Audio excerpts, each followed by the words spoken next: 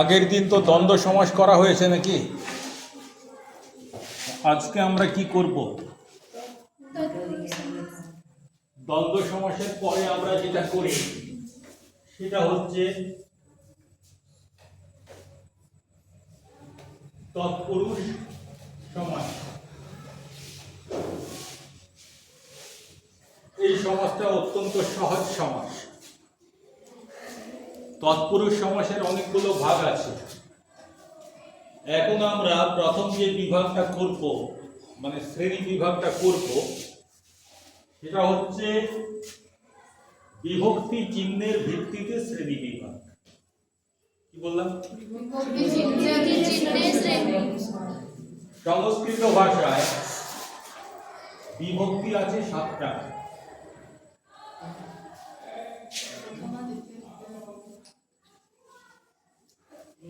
প্রথমা, দ্বিতীয়া, তৃতীয়া, চতুর্থী,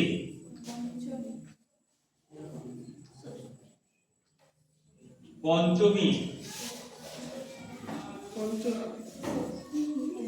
ষষ্ঠী,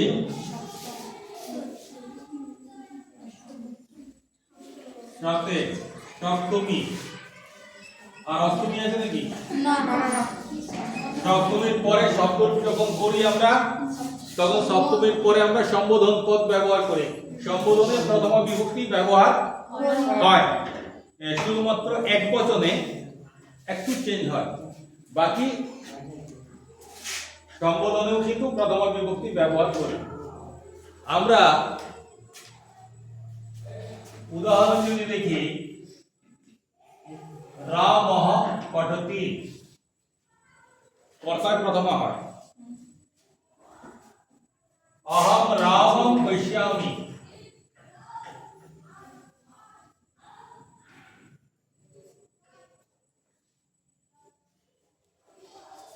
রামের দ্বারা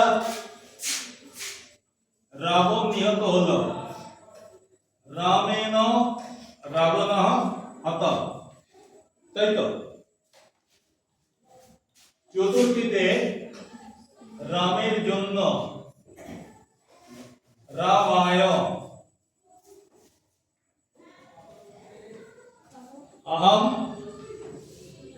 রামায় নৈবেদ্যং সমর্পয়ামি, আমি রামের জন্য নৈবেদ্য সমর্পণ করছি, মানে রামকে নৈবেদ্য সমর্পণ করছি। পঞ্চম, রামাৎ রামাৎ পরতরা কোপি নাস্তি, রামের উপর আর কেউ নেই। রামে, রামস্য, রামের, রামস্য পিতা দশরথঃ। তাই তো? তারপর হচ্ছে রামে, রামে পত্নী স্নেহ আসিত, রামের মধ্যে পত্নীর প্রতি ভালোবাসা ছিল। শব্দটা কি? রাম। সংস্কৃত ভাষায় প্রত্যেকটা বিভক্তি যোগ হওয়ার সঙ্গে সঙ্গে দেখো শব্দটার সঙ্গে কিছু যোগ হচ্ছে। যেমন প্রথমা বিভক্তি যোগ হলে বিসর্গ হচ্ছে, দ্বিতীয় বিভক্তি যোগ হলে ময় হাসত্ব হচ্ছে, তৃতীয় বিভক্তি যোগ হলে এন যোগ হচ্ছে, চতুর্থী বিভক্তি হলে আয় যোগ হচ্ছে, পঞ্চমী বিভক্তি হলে আত যোগ হচ্ছে, ষষ্ঠী বিভক্তিতে স যোগ হচ্ছে, আর সপ্তমী বিভক্তিতে একাস যোগ হচ্ছে। তাই তো? এর সঙ্গে যদি আমরা বাংলাটা তুলনা করি, রামঃ মানে রাম, রামং মানে রামকে, রামেণ মানে রাম দ্বারা বা রামের দ্বারা।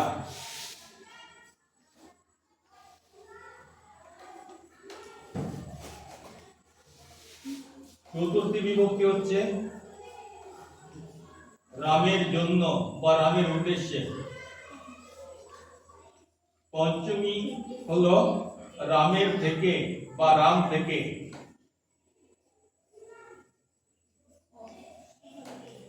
ষষ্ঠী বিভক্তি হলো রামে, সপ্তমী বিভক্তি হলো রামের মধ্যে বা রামে। এই দুটো তুলনা করে দেখো, সংস্কৃত যে পদ আর বাংলা যে পদ, এই দুটো তুলনা করে দেখো দ্বিতীয়াত রামের সঙ্গে কিছু যোগ হয়েছে নাকি না, তৃতীয়াত রামের সঙ্গে কিছু যোগ হয়েছে, এর এবং দ্বারা যোগ হয়েছে, চতুর্থীতেও যোগ হয়েছে এর এবং জন্য, পঞ্চমীতেও যোগ হয়েছে সেকেন্ড, সপ্তমীতে যোগ হয়েছে এর, অষ্টমীতে যোগ হয়েছে ষষ্ঠীতে যোগ হয়েছে এর এবং সপ্তমীতে যোগ হয়েছে এর। সংস্কৃতে যেমন যোগ হয়েছে বাংলাতেও তেমনি যোগ হয়েছে। ঠিক আছে, এখানে দেখো প্রথমায় কিন্তু কিছু যোগ হয়নি। বাংলা ভাষায় প্রথমা বিভক্তি বলে কিছু হয় না, কিন্তু তবু আমরা বলি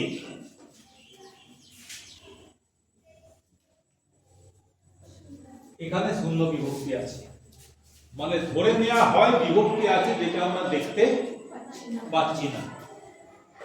তো আমি এর ব্যাকরণগত বিস্তারিত ব্যাখ্যায় যাব না, এটা তুললাম কেন তোমাদের কাছে, কারণ তোমরা দেখো দ্বিতীয়া থেকে শুরু করে সপ্তমী পর্যন্ত বাংলা ভাষায় পদের সঙ্গে বিভক্তি যে থাকে এটা স্পষ্ট বোঝা যায়, দেখতে পাই।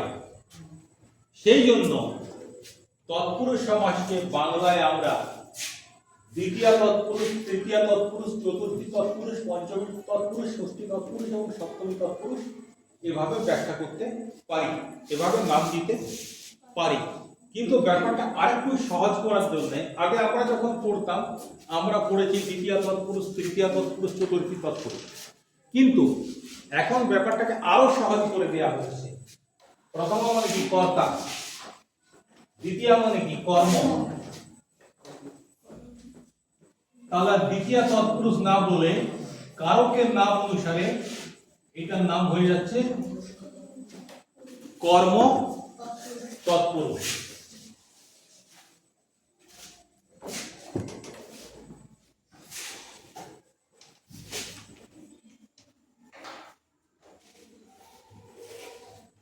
তৃতীয়া কোন কারকে তৃতীয়া হয়? করণ কারকে দ্বারা দিয়া। তাহলে তৃতীয় তৎপুরুষের পরিবর্তে আমরা এখন এটাকে বলি করণ তৎপুরুষ।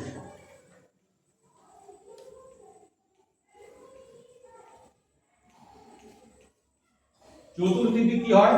নিমিত্ত কারক হয় বা সম্প্রদান কারক হয়। সম্প্রদানটাকে নিমিত্তের মধ্যেই ধরা হয়, তাই এটা হচ্ছে নিমিত্ত। এই নিমিত্ত নামে যে তৎপুরুষটা হবে সেটা হচ্ছে নিমিত্ত তৎপুরুষ সমাস।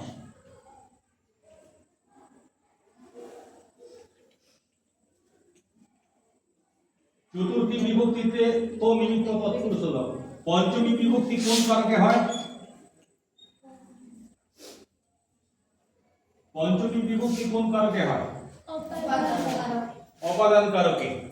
তাহলে পঞ্চমী তৎপুরুষ যেটাকে আগে বলা হতো এখন সেটাকে বলা হচ্ছে অপাদান তৎপুরুষ। আর সপ্তমীতে যে কারকটা হয় সেটা হচ্ছে অধিকরণ কারক, তাই তো? কোন কিছুর মধ্যে আধার ও অধিকরণ, ক্রিয়ার আধার হচ্ছে অধিকরণ, তাহলে এটা হচ্ছে অধিকরণ তৎপুরুষ। তাহলে মাঝে যে ষষ্ঠীটা রয়ে গেল, ষষ্ঠীটা কি? ষষ্ঠী হচ্ছে সম্বন্ধ। সম্বন্ধ কারক নয়, সম্বন্ধকে বলা হয় সম্বন্ধ পদ। ঠিক আছে, তাহলে ষষ্ঠী তৎপুরুষের পরিবর্তে এটাকে আমরা বলি সম্বন্ধ তৎপুরুষ। তাহলে আমরা বলতে পারি এখানে যে কারক বা বিভক্তির উপরে ভিত্তি করে, কারক বা বিভক্তির উপর ভিত্তি করে তৎপুরুষ সমাসকে কটা ভাগে ভাগ করা যায়? ছটা ভাগে ভাগ করা যায়। কারক এবং বিভক্তির উপর ভিত্তি করে তৎপুরুষ সমাসকে ছটা ভাগে ভাগ করা যায়। তাহলে তৎপুরুষ সমাস কি 6 প্রকার? না, আরো অনেক প্রকার আছে। আজকে আমরা চর্চা করব শুধু এই 6 প্রকার তৎপুরুষ সমাস, যে তৎপুরুষ সমাসের বিভাজনটা করা হয়েছে কারক এবং বিভক্তির উপর ভিত্তি করে। বোঝা গেছে? সে তো বুঝলাম যে কারক এবং বিভক্তির উপর ভিত্তি করে তৎপুরুষ সমাস আমরা সভাগে ভাগ করলাম, কিন্তু তৎপুরুষ জিনিসটা কি করে বলবো যে এটা তৎপুরুষ সমাস? তৎপুরুষ সমাসের বৈশিষ্ট্য কি? যে সমাসে পূর্বপদের বিভক্তি চিহ্ন লোপ হয় এবং পরপদের অর্থ প্রধান হয়। এর আগে আমরা চর্চা করেছিলাম না যে কোন সমাসে পূর্বপদের অর্থ প্রধান হতে পারে, কোন সমাসে পরপদের অর্থ প্রধান হতে পারে, কোন সমাসে উভয় পদের অর্থ প্রধান হতে পারে, আবার কোন সমাসে এই উভয় পদের একটারও অর্থ প্রধান না হয়ে অন্য কোন অর্থ প্রধান হতে পারে। তাহলে তৎপুরুষ সমাসে কোন পদের অর্থ প্রাধান্য থাকে? পরপদের।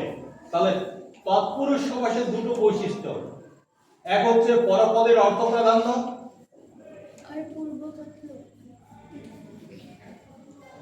আর পূর্বপদের বিভক্তি লোপ।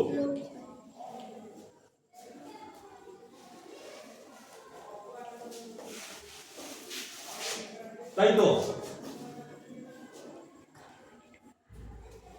পূর্বপদের বিভক্তি লোপ এবং পরপদের অর্থ প্রাধান্য যে সমাসে থাকবে সেই সমাসটা হচ্ছে তৎপুরুষ সমাস। সমাস নির্ণয় করতে গেলে আমাদেরকে কি করতে হবে বলেছি? সমাস নির্ণয় করতে গেলে যে সমাসটা আমাদেরকে, যে শব্দটা আমাদেরকে দেয়া থাকবে সেটা তো সমাসবদ্ধ শব্দ, মানে সমাসবদ্ধ পদ বা সমস্ত পদ। তাহলে সমাস নির্ণয় করতে গেলে সর্বপ্রথম আমাদের জানা দরকার ওই পদটার অর্থটা কি। পদটার অর্থ যদি না জানি, পদটার মানে যদি না জানি, আমি সমাস করতে পারবো না। তাহলে আমার প্রথম হচ্ছে পদটার অর্থ জানতে হবে। আর পদটার অর্থটা এমনিতেই মোটামুটি ভাবে আমরা জানতে পারি। আমরা ক্লাস 8-এ পড়ছি এখন আমরা যতটা আমাদের ভাষা জ্ঞান হয়েছে, আমরা যে উদাহরণগুলো পাবো আমাদের পরিচিত শব্দের মধ্যেই 90% পাবো। এর পরেও যেটা করতে হয় সেটা হচ্ছে বাক্যে শব্দটার ব্যবহার কিভাবে আছে, বাক্যে কোন জায়গায় শব্দটা রয়েছে এবং এখানে এই শব্দটার দ্বারা কোন ভাবটা প্রকাশ হচ্ছে। আমি আগেও বলেছি, এখনো বলছি যে সমাস সঠিকভাবে নির্ণয় করতে গেলে শুধু শব্দটা দেখলেই যে হবে তা নয়, অনেক সময় পুরো বাক্যটাকেও আমাকে দেখতে হয়। তো তোমাদের এত চিন্তা করার দরকার নেই, অতটা বিস্তারিত আমি পড়াবো না। তোমাদের পরিচিত শব্দের মধ্যে থেকেই উদাহরণগুলো আমি নেওয়ার চেষ্টা করব।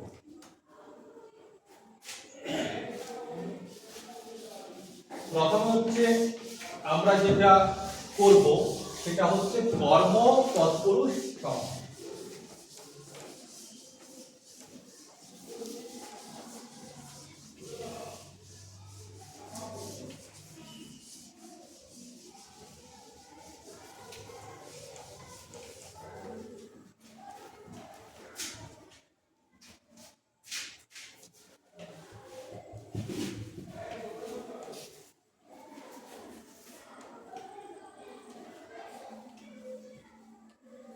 কারণ বিভক্তি পড়ানো হয়েছে? হ্যাঁ, বাংলা ভাষা কর্মকারকে সাধারণত কোন বিভক্তিটা ব্যবহার করা হয়? বাংলায় প্রথমা, দ্বিতীয়া, তৃতীয়া এরকম বিভক্তি হয় না। কে, রে, এ, তে, অন্তস্থ, র, এর এই বিভক্তিগুলোই ব্যবহার করা হয়। আর কিছু অনুসর্গ ব্যবহার করা হয়, দ্বারা, দিয়ে, থেকে, জন্য, নিমিত্ত এইগুলো ব্যবহার করা হয়। প্রথমা, দ্বিতীয়া, তৃতীয়া বললে হবে না, নাহলে চোখ বুঝে তো বলতে পারি কর্মকারকে দ্বিতীয় বিভক্তির ব্যবহার হয়। সংস্কৃতে পড়েছি আমরা, কিন্তু ওভাবে বললে হবে না। একদম বিভক্তিটা বলতে হবে। কে বিভক্তি, র বিভক্তি, তে বিভক্তি, এই বিভক্তি বলতে হবে। তাহলে কর্মকারকে কোন বিভক্তিটা সবচাইতে বেশি ব্যবহার হয়? কে বিভক্তি। তাহলে যদি কোনো সমাসে কে বিভক্তির লোপ হয় এবং পরপদের অর্থ প্রধান হয়, তখন সেই সমাসকে আমরা বলবো কর্ম তৎপুরুষ সমাস।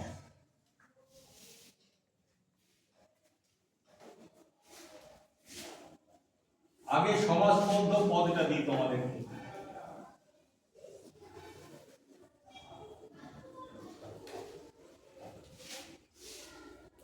রথ দেখা। রাধারানী নামে একটি মেয়ে মাহেশে রথ দেখিতে গিয়াছিল। রথ দেখা এটা কি একটা কাজকে বোঝাচ্ছে? তো রথ দেখতে যাচ্ছি মানে দেখতে যাচ্ছি, তো রথ দেখা একটা কাজ বোঝাচ্ছে। তার মানে এখানে দেখাটার অর্থ প্রধান হচ্ছে। এবার কাকে দেখছি? রথকে দেখছি। তাহলে এটা আসলে ছিল দুটো পদ ছিল, রথকে দেখা।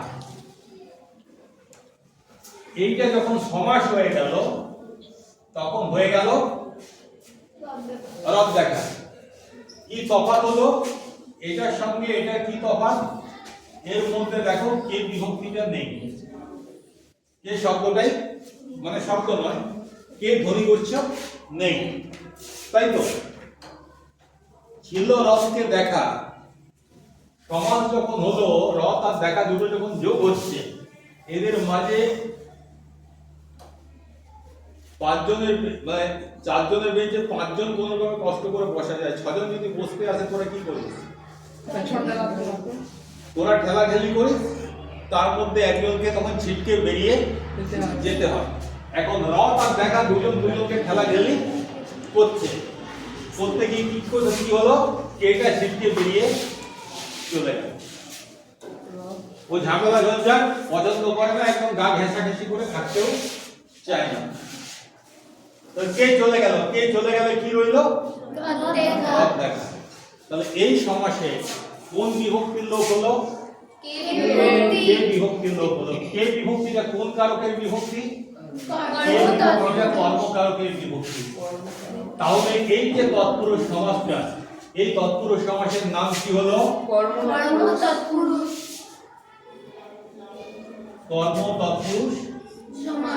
সমাস। কারো কোনো বোঝার অসুবিধা হয়েছে এখানটায়?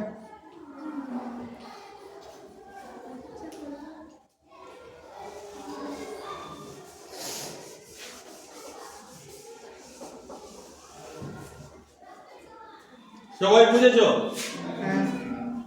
কে কে বুঝে যাও?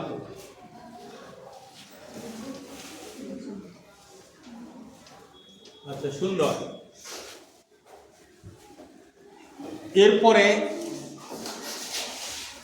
বললাম অধিকাংশই তোমাদের পরিচিত পাবে, দু একটা অপরিচিত এসে যেতে পারে। কি বলেছিলাম? 90% শব্দ পাবে যেগুলো পরিচিত শব্দ। আমরা এই পর্যন্ত আমাদের যা ভাষা জ্ঞান হয়েছে তাতে আমরা পরিচিত শব্দ পাবো, কিন্তু কয়েকটা শব্দ আমাদেরকে বিভ্রান্ত করবে। কিরকম?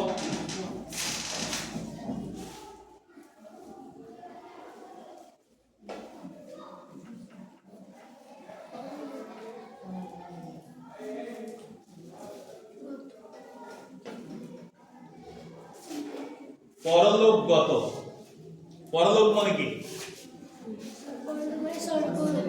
স্বর্গ। তাহলে ব্যাপারটার মানেটা দাঁড়াচ্ছে পর লোকে গত। পরলোক শব্দের সঙ্গে কি আছে? কে বিভক্তি আছে। এই বিভক্তিটা কিসের? অধিকরণ কারকের বিভক্তি। তাহলে আমাদের জ্ঞান বুদ্ধি অনুযায়ী এটা অধিকরণ তৎপুরুষ হওয়ার কথা, তাই তো? কিন্তু আমি কর্ম তৎপুরুষ করাতে করাতে একেবারে নেমে যাবো অধিকরণ তৎপুরুষে, নিশ্চয়ই নামবো না। তাহলে এটাও কর্ম তৎপুরুষ। কেন কর্ম তৎপুরুষ? কারণ সংস্কৃত ব্যাকরণের নিয়ম অনুযায়ী এই গম ধাতুর যে কর্মটা থাকবে, যা বিভক্তি থাকুক না কেন, সেটাকে দ্বিতীয় বিভক্তি হিসেবেই ধরা হবে এবং সেটা কর্মকারক হিসেবেই ধরা হবে। তাই এইটা আপাত দৃষ্টিতে তোমাদের মনে হতে পারে অধিকরণ তৎপুরুষ, কিন্তু যেহেতু গম ধাতুটা রয়েছে, গত গমনার্থক গম ধাতু, গম যুক্ত গত, সেই জন্য এটা দ্বিতীয় তৎপুরুষই মানে কর্ম তৎপুরুষই হবে। বোঝা গেছে? যদি ধরো এটা হতো পরলোক স্থিত, মানে পরলোকে যিনি আছেন, পরলোক স্থিত, তখন কি হতো? পরলোকে স্থিত কি বিভক্তি রয়েছে? এ বিভক্তি রয়েছে, তাই তো? এটা তখন হয়ে যেত অধিকরণ তৎপুরুষ। কেন? কারণ এখানে গম ধাতুটা নেই, তো এখানে স্থা ধাতু আছে, স্থিত রয়েছে। তাহলে গম ধাতুর কর্ম সবসময় আমি বিদ্যালয়ে যাই, দেখো বাংলায় যখন বলছি বিদ্যালয়ে যাই, এ বিভক্তি, এ বিভক্তি বিদ্যালয়ে, কিন্তু সংস্কৃতি যখন বলছি তখন অহম বিদ্যালয়ম গচ্ছামি। দ্বিতীয় বলেছিলাম না, নরম বিদ্যালয়ম, গম ধাতু যোগ হলে দ্বিতীয় বিভক্তি হয়, মানে কর্মকারকই হয়। কোন ধাতুর ক্ষেত্রে? গমনার্থক ধাতু ক্ষেত্রে। সেই কারণে এটাও দ্বিতীয় তৎপুরুষ, মানে কর্ম তৎপুরুষ সমাস। এখন দ্বিতীয় তৎপুরুষ লিখবে না। সংস্কৃতি যখন পড়েছো, সেখানে প্রথমে এই দ্বিতীয় তৎপুরুষ তৃতীয় তৎপুরুষ এরকম করা আছে। সংস্কৃত ব্যাকরণে দ্বিতীয় তৃতীয় বলবে, কিন্তু যখন বাংলা ব্যাকরণ পড়বে তখন তোমরা কিন্তু দ্বিতীয় তৎপুরুষের জায়গায় কর্ম তৎপুরুষ, তৃতীয় তৎপুরুষের জায়গায় করণ তৎপুরুষ, চতুর্থী তৎপুরুষের জায়গায় নিমিত্ত তৎপুরুষ। অর্থাৎ সংস্কৃত ভাষায় বিভক্তির নামে তৎপুরুষ সমাসের নাম হয়, আর বাংলা ভাষায় কারক বা অকারক পদের অনুসারে তৎপুরুষ সমাসের নাম হয়। অনেকে এই দ্বিতীয় এটা বুঝতে পারবে না। আমার ধারণা দুটার জনের ক্ষেত্রে দ্বিতীয় উদাহরণটা একটু কঠিন হবে, তারা ভুলে যাবে, তাদেরকে এটা মনে রাখতে হবে না। মনে করো যে আমরা পড়াইনি, এটা আমরা পড়িনি বা পড়াইনি।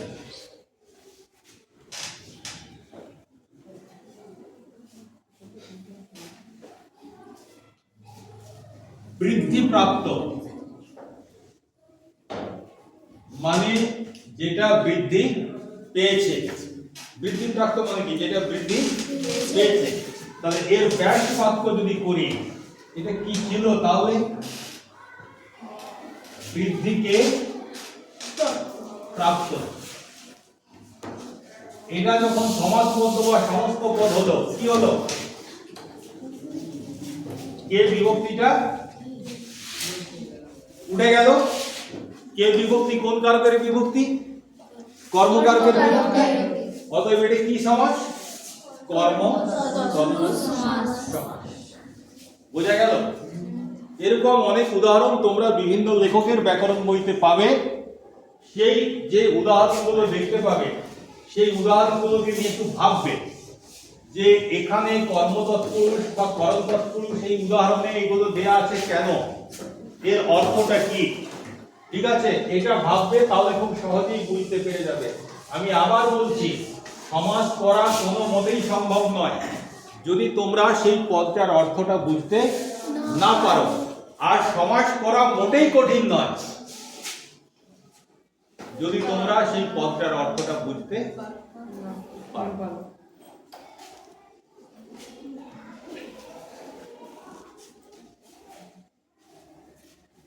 আচ্ছা, একটা গান আছে না, মধুমাখা হরিনাম একবার বলো রে। কি আছে না? মধুমাখা মানে কি?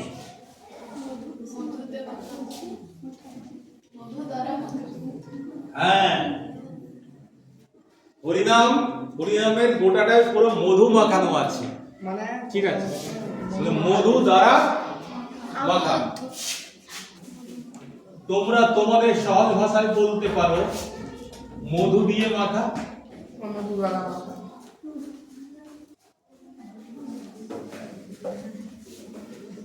বলতে পারো। এই দ্বারা বা দিয়ে, এটা কোন কারকের? এটা তো বিভক্তি নয়, বিভক্তির নিজস্ব কোনো অর্থ থাকে না, কিন্তু এর তো একটা অর্থ আছে, কাজটা বিভক্তির করছে। তাহলে যেসব অব্যয় জাতীয় শব্দগুলো বিভক্তির কাজ করে তাদেরকে আমরা কি বলি? অনুসর্গ। অনুসর্গ। এই দিয়ে অনুসর্গটা কোন কারকের অনুসর্গ? করণ কারকের অনুসর্গ। মধু দিয়ে মাখা, যখনই কাছাকাছি আসতে থাকলে এদের চাপে দিয়েটা বেরিয়ে গেল, হয়ে গেল মধু মাখা। দ্বারা বা দিয়ে, এটা হচ্ছে করণ কারকের অনুসর্গ। তাই করণ কারকের অনুসর্গটা যুক্ত হয়েছে বলেই এটার নাম করণ তৎপুরুষ সমাস। বোঝা গেল? কোথাও সমস্যা আছে? না কারো কোনো জিজ্ঞাসা আছে? না তাহলে এরপরে পরের ক্লাসে আমরা বাকি তৎপুরুষ সমাসগুলো করব।